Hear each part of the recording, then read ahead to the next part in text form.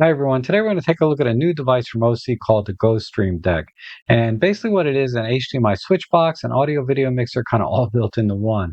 Now it's not too dissimilar, say, from the Blackmagic A10 Mini Pro. However, this device has some more tactile buttons and dials and sliders and things that you can use, as well as some additional features that I think can be very useful. And as a bonus, you'll get a little behind the scenes look on how I create my videos and education material for my YouTube channel.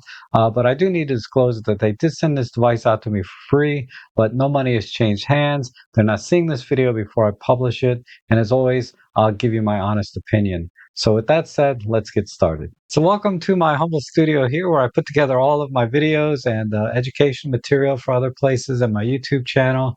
And that's where I'm going to focus my attention to on the use case for this device is for content creators and educators. So let's just start with a big picture view of everything here, and then I'll talk about how the GoStream deck actually ties this all together. Start with the laptop here. It's basically a high-end Windows gaming laptop, and I have OBS and DaVinci Resolve installed.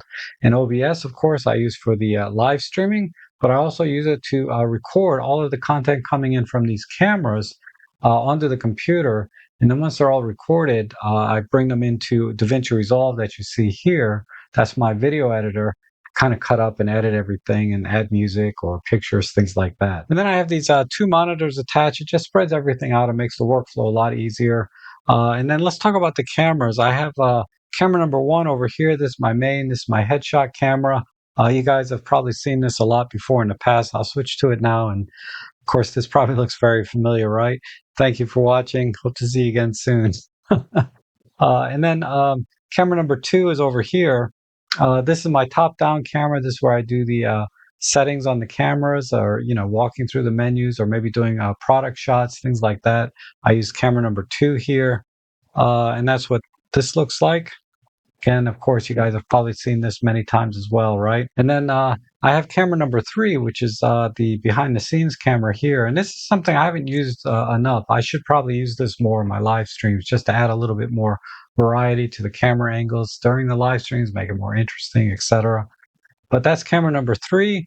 And then this is new for today only. I probably won't use this after this video. But this is camera number four, and this is a top-down shot of the device that I'm talking about, the OSEE GoStream deck. And this so you can easily see all the buttons I'm pushing and dials I'm turning when I start showing you the features of this device. And this is a new addition to my studio. It's the Loop Deck. It's basically a programmable keyboard. I use it primarily to control OBS and for my live streaming. And then for audio, I'm just using a wireless microphone system, and that's the receiver here plugged into the GoStream deck. And then the transmitter here is just under my shirt. And then finally, I have this LED lighting for my key light. And then I have an RGB light here that I can change colors on. Today, I'm just using purple. Now let's talk about the GoStream deck and how this ties everything together, because this is where I have all four cameras coming into this deck via HDMI. I also have all the audio sources going into this deck via the 3.5 millimeter jack. In this case, I'm just using a single wireless microphone. And then I have two HDMI outs.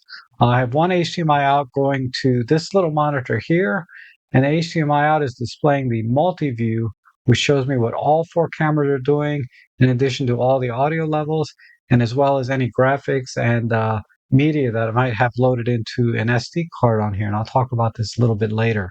And then also, I have the other HDMI port going out into a USB-C to HDMI back into my computer just for this video, so I can record the menu systems and everything and show you exactly what I'm seeing when I set this device up.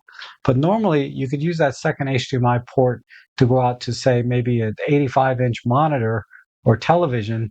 So like at a live event, people will see everything that you want them to see via this deck. They're not going to see the multi-view, they're going to see the final program output. So, there's a lot of uses for two HDMI outputs, which a lot of devices don't have at this price point. All right, let's take a quick look at the ports on the back of the device. So we have three standard 3.5 millimeter jacks here. Two of them are for your microphone inputs. And then we have one output here for, say, example, headphones, or maybe you want to daisy chain to another audio mixing device, what have you. And then here are the four HDMI inputs for the cameras. And then here are the two outputs, which will go to different monitors. And these can be configured differently as well. So you could have maybe the multi-view here, and then have maybe the program mode showing through here, or you can make it work as a pass-through and display any of these individual ports. And then the two USB-C ports here, we have one output. This goes to your computer. So the OSEE device will become sort of like a virtual webcam when OBS sees it. And then we have an input here, and you can actually attach a webcam to this device, making this capable of actually 5 inputs. In the future, they're supposedly going to be able to use NDI devices as well. It seems like it's going to be the NDI HX format, but it's not available quite yet, but supposedly it's in the works in firmware. And then over here, we have the Ethernet port, and you would connect this directly to your internet router, where you can actually stream directly from this device to Facebook, YouTube, Zoom, what have you. And then finally, we have the standard 12-volt DC input here, and the AC adapter is included in the box. And then finally, the specifications for the input and outputs for the HDMI ports. We can do a maximum of 1080 60p in and 1080p 60p out. And here's a look at it in real life of the cable inputs that I use. This, of course, is my microphone input here. These are the 4 camera inputs, HDMI. These are the 2 HDMI outputs. And then this is the USB-C out going to the computer. And then finally, we have the 12-volt jack. Unfortunately, I don't have a way to hook up an Ethernet. The router is just too far away from this device. And then coming around to the sides, we have air vents on either side. So this device is passively cooled. There's no fan or anything like that to make noise. And then in the front, we have an SD card slot. And I'll talk more about this later when we get into the operations. Now let's look at all the buttons and dials. And overhead here, I have the multi-view overlaid. So if I push any buttons, you can see what happens in the multi-view. But starting here, we have the power button. You just double tap to turn on, push and hold to turn off. We have the live or go live button here. So if this were hooked up to the internet router, you can actually stream to 3 different streaming services at the same time. You just have to enter the stream keys and or servers via the menu here, and I'll come back to this. Now over here, we have the sound mixing board, where we have microphone 1. You can see I have that turned on, and I can use the dial to adjust the levels or inputs of that. And then I can select mic 2 and turn it on or off. And then we have the sound from each individual HDMI port here, 1, 2, 3, 4. And if you had microphones hooked up to each individual camera, you could add the sound from those individual cameras into the mix. And then down here we have the auxiliary, and this is typically for like if you have any kind of media stored on the SD card. You could add the sound from any kind of movies directly this way. And then over here we have the program. So this is so you can adjust the overall volume of all these sounds mixed together. And then we have audio follows video. And this is handy like if I'm switching from camera 1 to camera 2 to camera 3, basically it'll pick up the audio from the individual HDMI ports and send that to the program, or send that exclusively to the program and not mix. So I'm not going to do that. I typically just use the one mic to have all my audio. All right, then over here we have 8 macro buttons where you can store a sequence of key pushes and menu items into the macros. So if you want to set up a sequence or chain of events and save that so you can recall it very quickly later, you can do that here. So right now we have 5 of these lit up. These have been pre-programmed by default to do picture-in-picture. So if I push memory 1, and I'll demonstrate this later, it'll pop up a little picture in the left corner, right corner, bottom left, bottom right, and then this deactivates the picture-in-picture. And if you want to program a new sequence of events, you just push and hold one of the buttons that are not lit up, and it'll start blinking, letting you know it's in record mode. And then I can just start pushing buttons, and it'll record these, in the sequence that I have them. And then when I'm done, I just simply push and hold, and now it's recorded. So as you can see, it stays lit up, and that tells me that I do have something saved. And then if I'm going to clear this, I just push and hold it again until it starts blinking. So I'll let go, and then I'll just push it again without pushing any other keys. And now this macro memory spot has been cleared. And you can save the macros onto the SD card for later use. So maybe you have multiple different macro scenarios that you want to use for different kinds of events. That would be possible. via the SD card. All right, then over here we have the menu button, and if we push this, if you look at the multi-view above, you'll see that a menu popped up, and then through a series of clicks and rolls here on the dial, I can navigate the menu and change settings here, and I'll show you some more in detail later. So let me close that down. And then over here, we have our play and record buttons. You can actually record the entire program view onto the SD card here. You don't need a computer. And it only records the single audio track coming through the program view. It doesn't do like the multi-track ISO type recording where you have all separate tracks from every single audio source, but it's still very handy. So you can, basically record the entire show into internally on the device. Then when you get back to on site, you can take the memory card out and start editing the video directly. Again, you don't need a computer in the field if you take this out.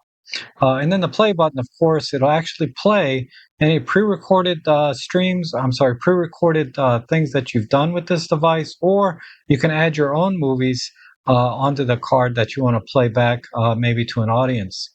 And then over here, we have two on-air buttons, and then we have key, DSK for downstream something, and then background. I haven't quite mastered this because I've never used a feature like this before, but basically this is for green screening and overlaying things on top of your existing inputs. And, I can show you a green screen. I'll do that a little bit later of how to use that, but I'm not sure exactly how to do the DSK and background, what these do exactly.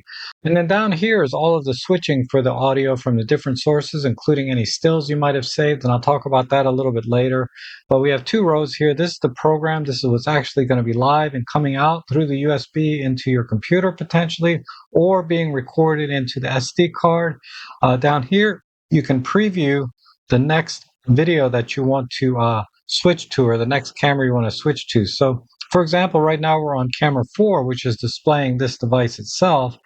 And if I want to switch to camera 2, which is the my camera there on top of the cutting mat, I would just switch it. I can do a cut, which does an instant, or I can do auto, where it's going to use one of the transition keys here. So right now it's on mix, and it just transitions slowly.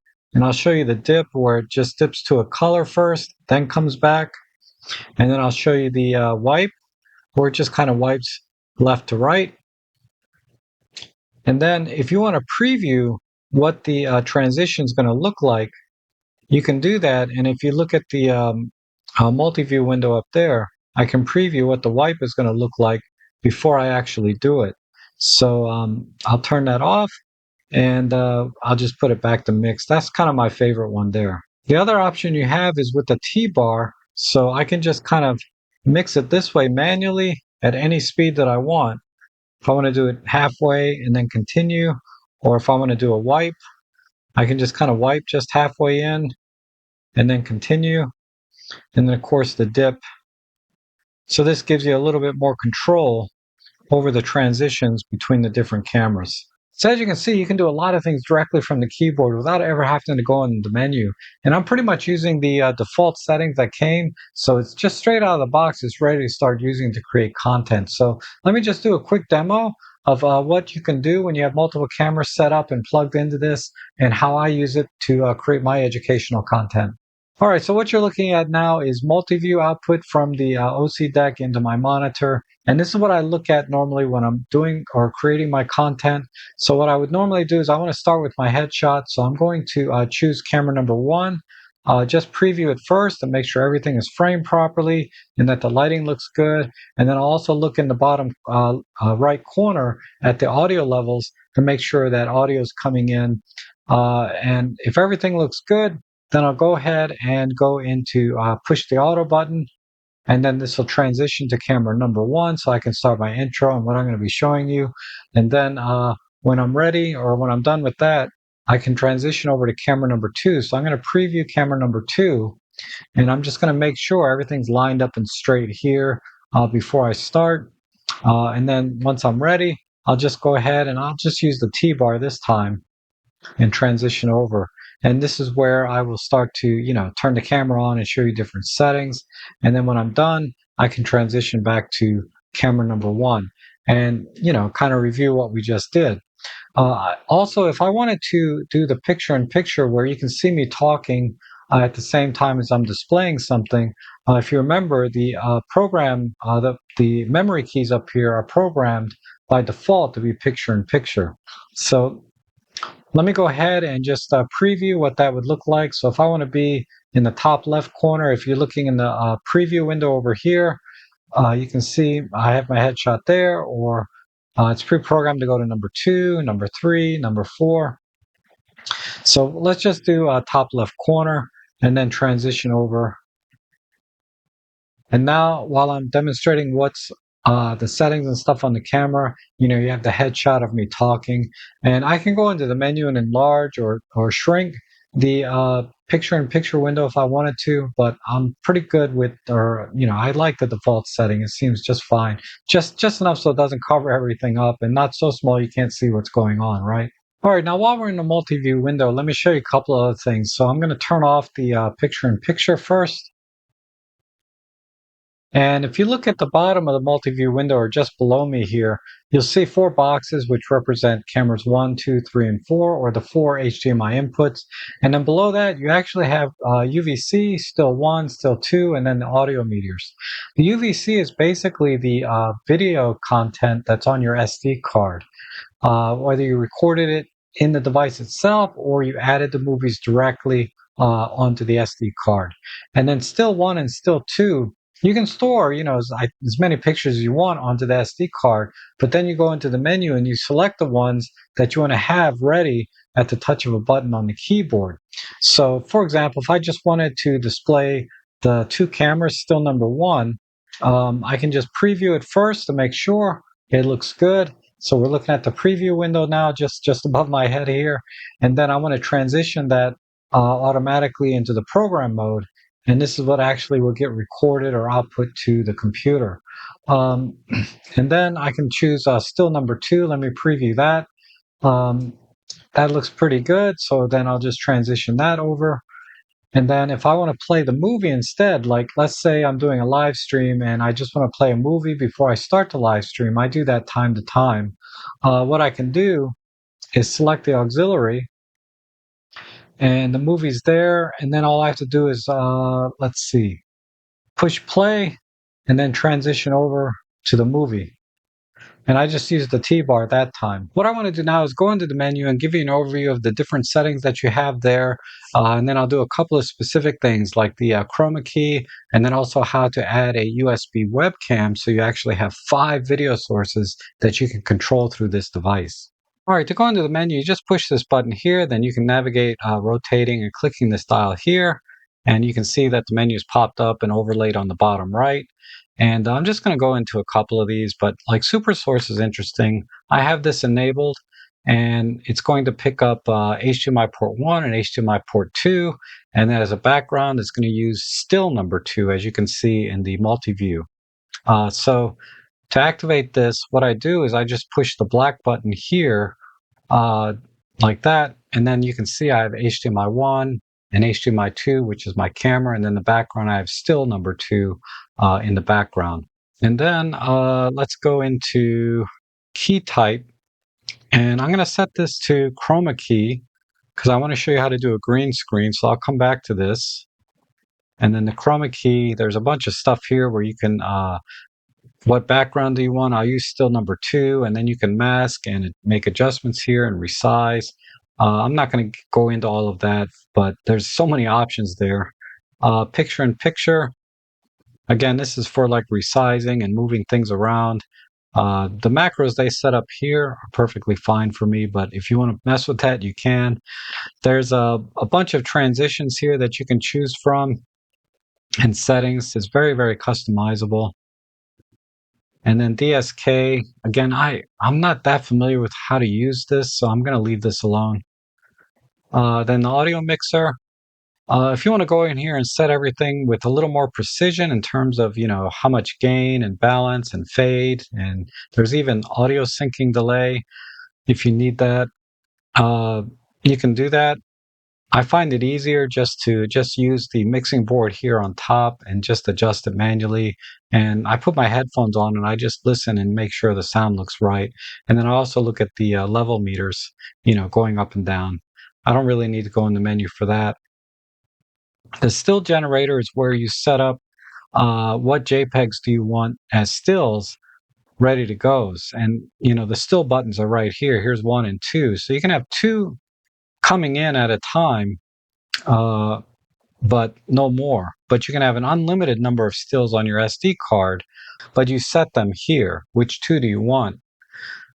And you can see the 2 that I picked, the cameras and the window. And then these are your streaming keys and things that you put in. So there's YouTube. So you have to set all that up manually.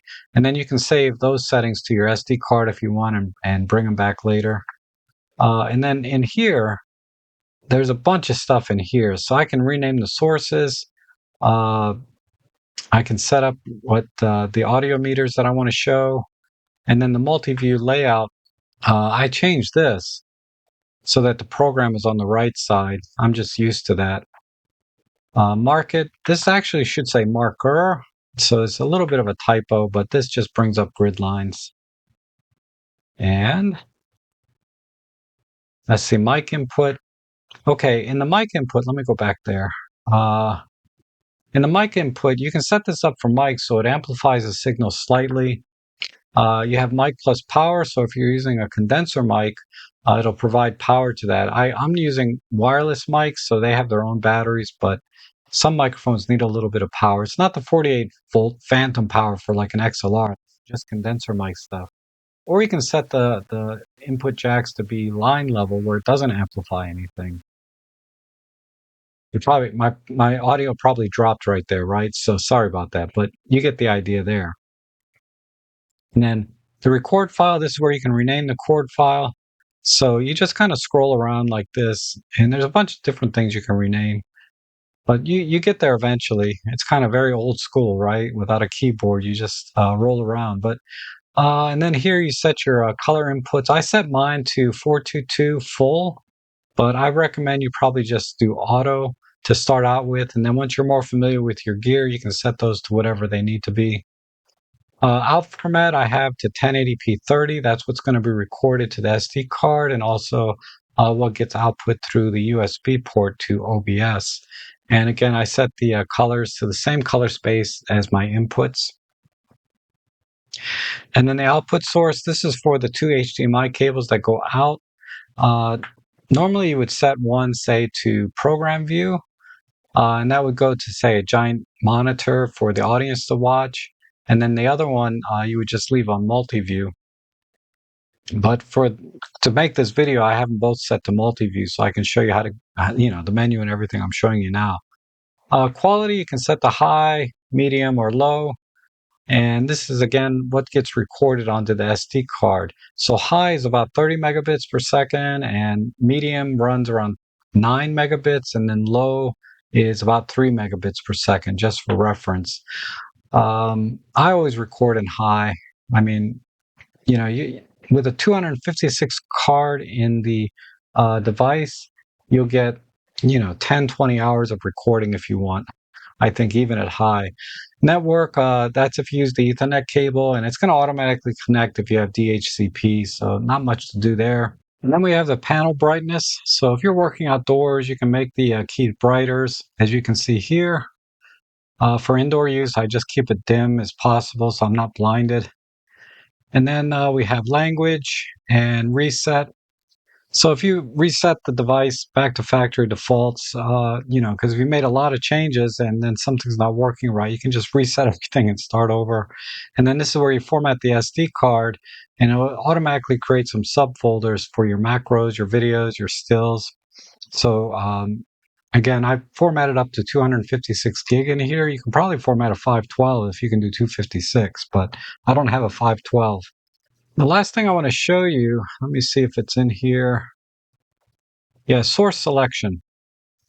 All right, so down here, I have the auxiliary button, which is on the keyboard here, set to the SD card. So this allows me, for example, to play that video. If I push play here, you can see the video playing now. and then I can have that switch to the program view by hitting the aux button, and that's what's going to be output and recorded to the SD card. However, I can change this to auxiliary or USB camera. I have a USB camera plugged in here, and if I select that, like so, it should switch. Yeah, there we go. So now I have a fifth video source coming in, and then I hit the same aux button here, and now I have the USB camera set up to be as one of the video inputs. But I'm going to change it back to SD card because I don't need 5 video cameras.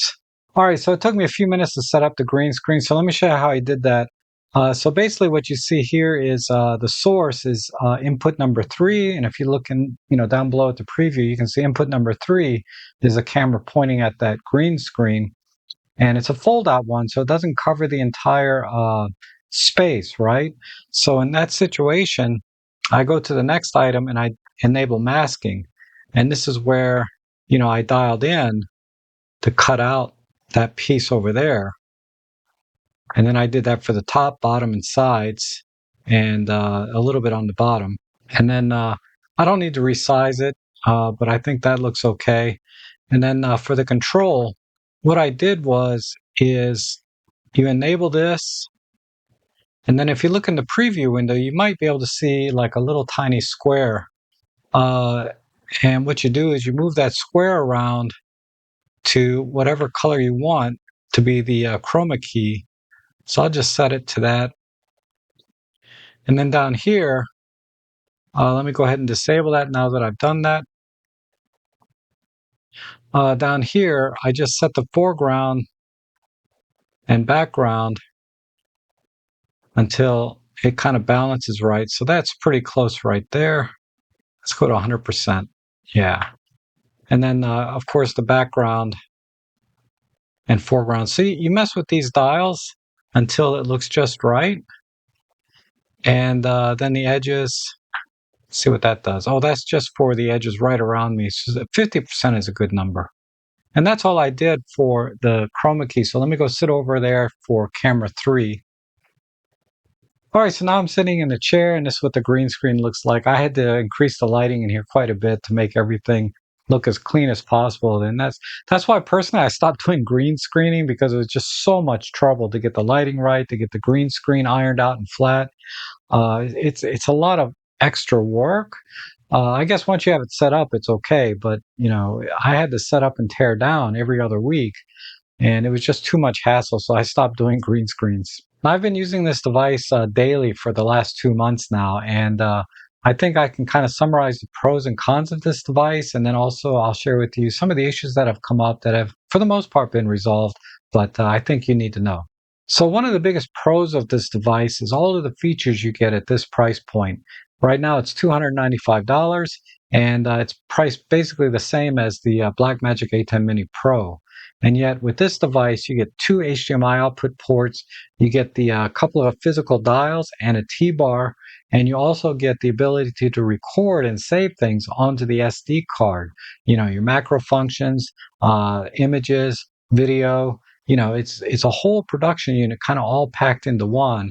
And the fact that you don't need additional software to use all of the features. You got the sound mixer, you got the macros, like I said, you got the SD card with the images and video that you can add to your production or program. And you don't need any other software. You can do it all in this device. And I've seen other reviews of this device where they've taken it out into the field with no laptop. They just hooked up a couple monitors, plugged in the SD card, and recorded the entire production right onto the SD card. So that is a huge pro, I think, for a lot of people, where you don't need an additional laptop or software. Now, some of the cons of this device, and this is compared to the Blackmagic Mini, right, is that there is no software. And I mentioned that as a pro, but it can also be a con, especially in my situation where I'm just using it in the studio. I really wouldn't mind having an app to control everything via keyboard and mouse rather than, going and diving into the menu. Now, that said, it's easy enough. Once I set everything up, I don't really have to touch it again, but it is kind of a hassle to dive into that menu via just a single dial and click. The other thing is there's no way to control it remotely via network. So if you have the device set up closer to the event on site, and maybe you need to be further back away, right, and not sitting right there in the middle of everything, that could be a con. You can't control this remotely over the network. The other con really is when it's recording to the SD card, or really anything for that matter, there's no ISO, meaning you can't record separate audio tracks for each input. Everything is recorded into a single audio track. It's all mixed together into one audio file. And if you're doing podcasting and interviews and things like that, that may be an issue if your workflow involves dealing with multiple sound sources and you need to mix them yourself in post production. You're not going to be able to do that with this device. And then finally, it's not compatible directly, say, with DaVinci Resolve, like the Blackmagic A10 Mini, right? Because, Blackmagic makes DaVinci Resolve. So they have this built-in compatibility, I guess, with DaVinci Resolve. I don't know what those features are, but that would be a con if you're currently using DaVinci Resolve like I do, and there's some feature that you need in the Mini Pro. You may need to go that direction just for that workflow compatibility. For me, it doesn't matter. I just put everything into OBS and record on my computer, and then I bring those into DaVinci Resolve. But I can see where if you have a workflow that involves DaVinci Resolve, you may need to get the Blackmagic Mini Pro for that compatibility. All right, now these are not really pros or cons. These are kind of issues that I've run into, and for the most part, have resolved. The first one was when I first got this device, everything was working great, and I was really excited. But then I got a new laptop, and then all of a sudden, I could not get this device to work consistently. Specifically, the audio kept dropping out. It would come in and work for a while. I was getting audio syncing issues that were just driving me mad because everything would be synced towards the beginning of the video, and then they'd be out of sync by the end. And I'm like, why? Why? Turns out it was a driver problem on my laptop. So, and it wasn't a driver that Acer provided. I have an Acer Predator laptop. They didn't have the latest driver. The Windows Update did not have the latest driver. I had to actually download Driver Booster, is some software that scans your hardware and looks for the latest drivers directly from the manufacturers of that hardware that's in your computer. And when I did that and updated the driver, everything worked perfect. I had no problem since then, and that was just a few weeks ago. But that made me very happy again. All right, the second issue that came up had to do with recording directly to the SD card in this device. And, when I used the provided SD card that came with it, I was getting dropped frames, I was getting skipping, I was getting pops and crackles in the audio. I mean, it was a mess and unusable. So I was thinking, okay, maybe they need a firmware update or something. But what it turns out is this device is very sensitive to what SD card you use. And the one that worked consistently for me was the SanDisk Extreme Pro V30 card. I have V90 cards, which are technically faster, right? But when you put it in this device, it runs at V1 UHS-1 speeds. And apparently, I guess the controller in the card, when it goes to UHS-1 compatibility, it's not as fast as a dedicated UHS-1 card with a V30 designation. So it's very sensitive. That's the only one. And I have about 10 different brands of SD cards here, and I tried a few of them, and the Extreme Pro is the only one that worked consistently. And I was able to record at 1080 30p in high quality mode with no problems. So when I saw that other review, when the guy took the GoStream deck out all by itself with no laptop and recording the entire event onto the SD card, I was like, man, that's a pretty risky game you're playing there. No, I wouldn't do that. I would use a laptop and make sure I had dual backups and stuff. But anyway, that's just me, right? And in that vein, there's one other thing that I do that really I didn't see anyone else doing. All right, the casing on this device is all plastic, and then we have a couple of vents on the side to dissipate the heat, but the bottom of this is all metal, and this gets extremely hot. I mean, the top never gets hot, right? Because it's plastic, but the bottom, oh my God. The bottom of the device and also the surface of the desk that it's sitting on gets extremely hot. I mean, I think dangerously hot. And I don't think this is an uncommon symptom for devices like this, because if you search online for Blackmagic A10 Mini Pro overheating and getting hot, you'll find thousands of threads. So I think this is just like I said, a common symptom. And to be fair, before I did this modification, it was working perfectly fine with no problems. And I used it all day long for 8, 10, 12 hours and no issues with it overheating and malfunctioning. But it worried me how hot my desk was getting. So I just made a couple of risers out of just this foam blocks here. I just cut them out of some packaging I had to raise it up off the desk to create some additional airflow and also to get it off of my desk so it doesn't burn the top of my desk. The other thing I did, and this is for my own peace of mind, is you can see on the bottom, I glued a giant heat sink to the bottom, again, to help dissipate the heat, because heat is the enemy of electronics. And if you want your electronic devices to last longer, keep them cool. So I did these things for really my own peace of mind, because I truly like this device and I want it to last a long time. So if you get this device, I recommend that at the very least you buy like some little half-inch rubber feet that you can get at the hardware store and stick those on the bottom to at least get it off the desk. And if you want to go as all out like I did and get a heat sink for it, it's only like 15 bucks. I'll put a link down below to the one that I got that fits it perfectly. I'll also have my affiliate links down below for this device if you're interested, and I'll get a few dollars on qualified purchases. As you know, they go to help support the channel and the work that I do here, and they're greatly appreciated. But I can recommend this device. I'm going to be using this going forward as my main HDMI switch box. It's been very reliable since the driver updates, and just think about the pros and cons that I talked about, and if none of those are deal breakers for you, they weren't for me, I think you'll be very happy with this device. Thank you so much for watching, and I hope to see you again soon.